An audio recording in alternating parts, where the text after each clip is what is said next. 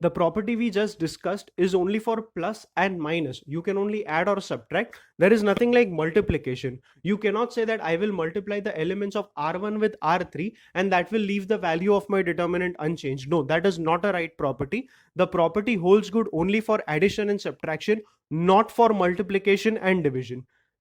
Let's proceed to the fourth property. Check the determinant I have drawn in the fourth property. In this determinant, if you see, the first column and the third column are identical to each other. So the property tells us that every time any two rows or any two columns in a given determinant are identical, the value of the determinant will be equal to 0. So over here C1 and C3 were identical, which is why the value of this determinant will be equal to 0. Just another example, I have made one more determinant over here. In this determinant, the second and the third row, PQR, they are both the same. So since two rows are identical in this determinant, the value of that determinant will be equal to 0. Come to the fifth property. Okay, before that, in the fourth property itself, say for example, any one column or any one row in a given determinant will be filled only with zeros. The elements of any one row or any one column are all zeros. In that circumstances also the value of the determinant will be equal to 0 only. Let's get to the fifth property.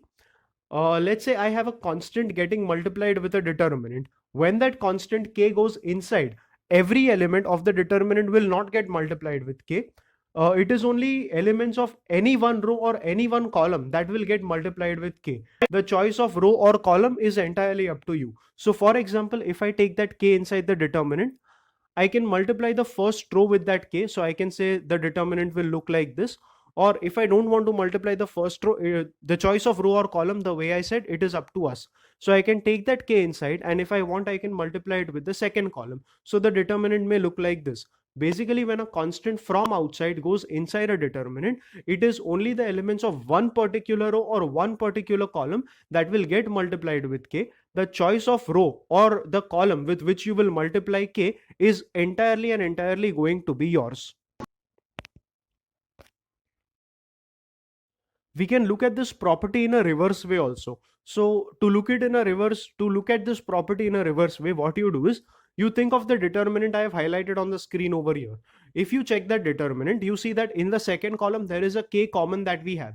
So I can pull out that k common from the second column and write that determinant like this. So basically this property tells you that if in a particular row or in a particular column you have some number that is common, you can take out that number and write it outside the determinant. Similarly, you can check this determinant also. If I talk of this determinant, I can see that there is a k common to all the terms in the first determinant. I can pull out a k common, write that k outside the determinant, and the determinant will look like this. So the same property specified in the reverse manner will be like this, that every time there is a constant common to all the elements of one particular row or one particular column, that constant can be taken out of that row or that column and written outside the determinant. So this is entirely something about your fifth property. There is one more sixth property also. I am not discussing that because in the JEE Mains papers that is not very frequently used. In case if we encounter a sum based on that property, I will discuss it as and when we encounter that sum. So this is where I end the section about properties of determinants. The next section we have is Cramer's rule. Let me tell you that almost all the sums in JEE Mains have been asked based on Cramer's rule only. Around let's say 80 to 90% of the questions in JEE Mains are based on Cramer's rule. So check this concept quite carefully. Say for example, I give you two linear equations, that is a1x plus b1y equal to c1 and a2x plus b2y equal to c2. And I tell you to solve these equations. You have a lot of methods to solve them, but if you need to solve them by Cramer's rule, the things you need to keep in mind are the constants c1 and c2 have to be on the right hand side of the equal to sign, and the terms with the variables, that is your x and y, have to be on the left hand side. A1, A2 are the coefficients of x, B1, B2 are the coefficients of y, C1, C2 are the constants. The way I said, you will keep them on the right hand side. You construct the determinant D. The way you construct the determinant D will be, the first column will be the coefficients of x, the second column will be the coefficients of y, and that completes the construction of your determinant D. In your determinant D, if you replace the column of coefficients of x with the constants C1 and C2, then you get the determinant dx. Carefully see what I have done. the first column in D, that was A1, A2, which were the coefficients of X, have been replaced with C1, C2. When you do that, you get some determinant which you call dx. That X is a subscript, it is not D multiplied by X. So I have dx. Similarly, if you want dy, what you will do is in the original determinant D, you will replace the column of coefficients of y with the constants C1 and C2. So when I do that, I get my determinant dy. You define x as dx upon d and y will be dy upon d. Why we do that? Yes, there is an answer to it, but I am not getting into the detailed derivation of why x will be dx upon d and y will be dy upon d. For the time being, just remember this as a result. If you are really curious to know why that happens, you can check out a couple of more videos on YouTube. You will really get an answer for this. But for now, x will be dx upon d and y will be dy upon d. You just learned how to apply Cramer's rule for solving a system having a total of two variables. Now Cramer's rule will work exactly in the same way, irrespective of how many ever number of variables you have. So say for example, over here I have taken a system of equations having three variables. Now just keep in mind, if there are three variables, you need three equations to solve them. If you are having five variables, you will need minimum five equations to solve them. You can't say I have 8 variables and a total of 7 equations. That system of equations will not be solvable. So I get back to this. Now I have three variables which are x, y and z, and I have three equations in them. I follow the properties that I need to follow in Cramer's rule. That is, for writing the equations, I will write the constants, that is d1, d2, d3 on the right hand side of the equal to sign, and the terms with the variables, that is the terms with x, y and z, will be written on the left hand side. Now a1, a2, a3 are the coefficients of x, b1, b2, b3 are the coefficients of y, and c1, c2, c3 are the coefficients of z in my given equations, and d1, d2, d3 are my numbers. So if I want to construct the determinant D, the first column will be taken as the coefficients of x, second column as the coefficients of y, and the third column as the coefficients of z, and that gives me the construction of my determinant D.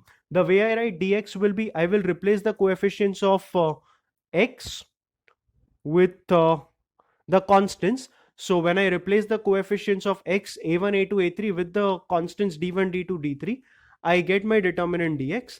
Similarly, to write dy, I will be replacing the coefficients of y, b1, b2, b3 with d1, d2, d3. So that gives me dy.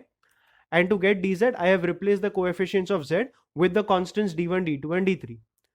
Again, to define x, y, z, we have x equal to dx upon d, y as dy upon d, and z equal to dz upon d.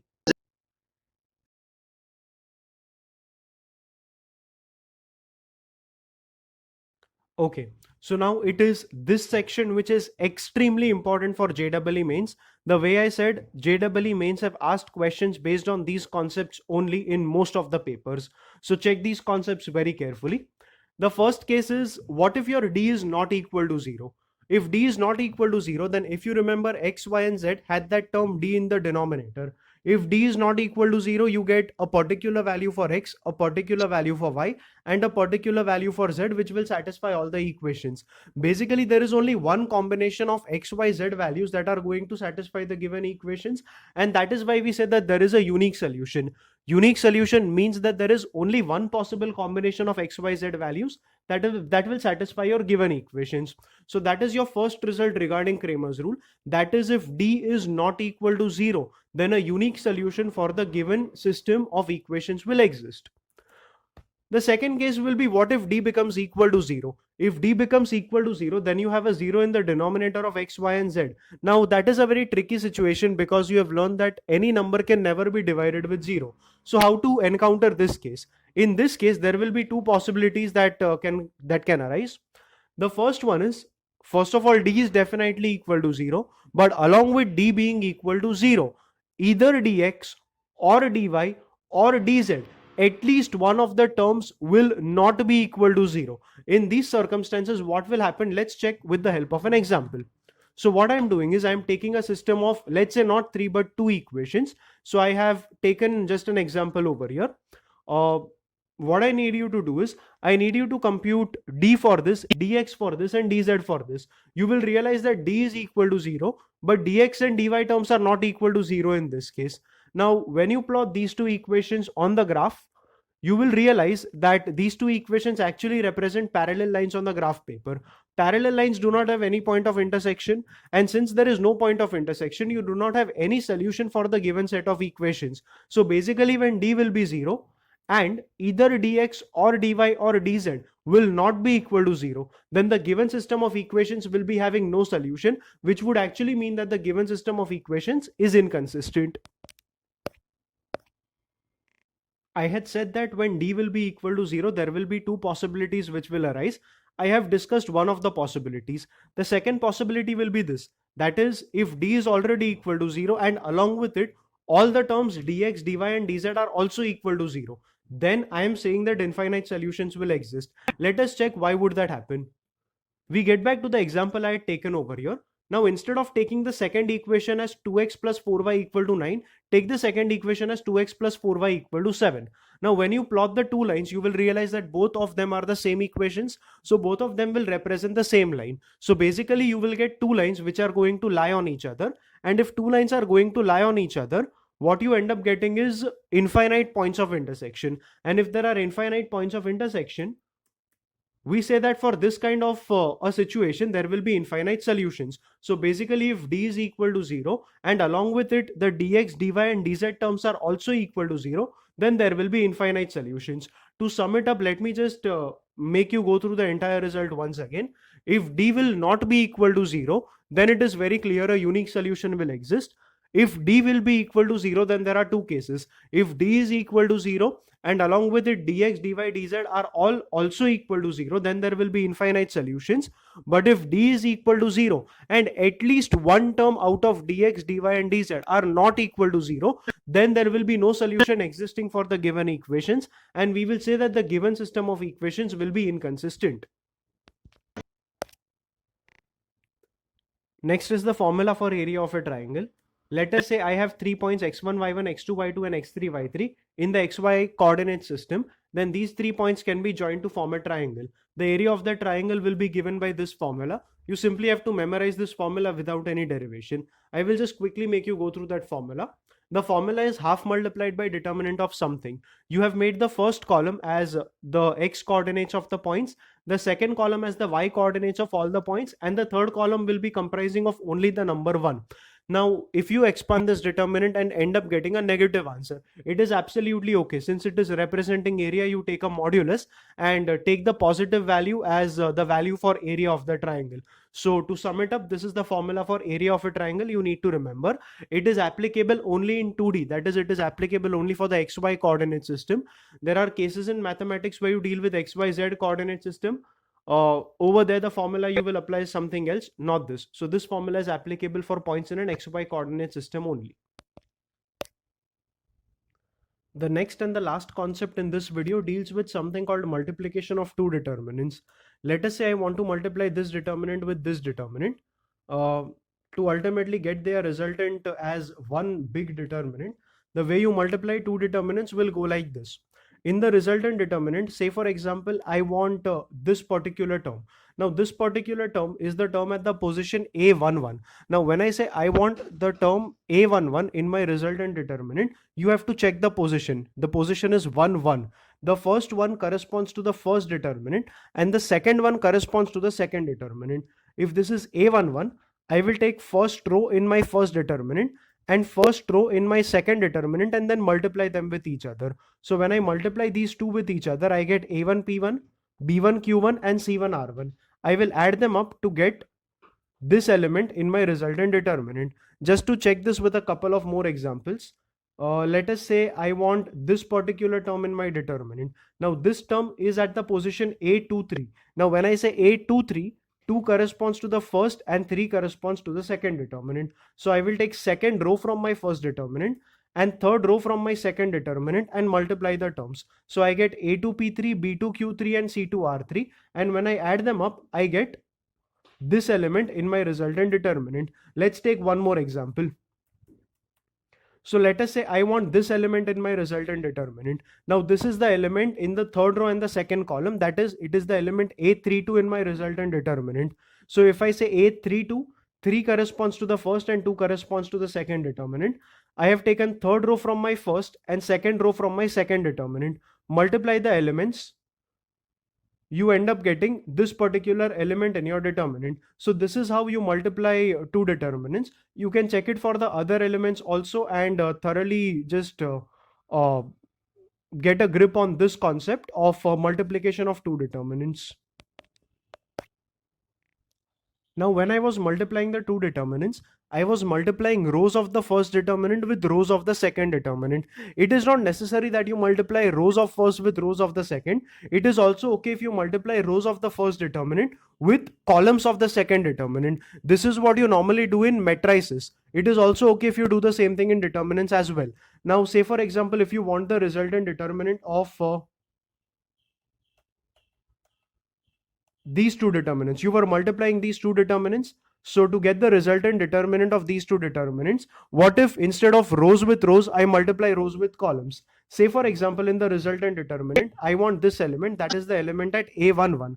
I take first row in my first determinant, and from the second determinant I will take the first column. So I will multiply a1 b1 c1 with p1 p2 p3. So the first element, the element out here in the resultant determinant will be a1 p1 plus b1 p2 plus c1 p3. That is what I will get if I multiply the rows and columns. So that is also possible in determinants. This is possible because in determinants there was a property which said that interchanging of rows and columns does not change the value of the determinant. So ultimately, when you multiply rows with columns, the determinant which you will end up getting will be not the same as this determinant. It will look different than this determinant. But ultimately, when you evaluate the value of this determinant and the value of the other determinant also, you will see that the two values turn out to be the same. So this is something about multiplication of determinants that you need to know. Okay, this is where I am done with discussing all the concepts in determinants that I wanted to discuss for JEE Mains. My next video will be based on the solutions of those questions that have appeared in JEE Mains papers. So till then, just keep looking at this video so that you thoroughly learn the concepts. And when I upload the solutions of JEE Mains, you are able to understand them in the best possible way. I hope that this video was useful in your JEE Mains preparations. Thank you for watching this video.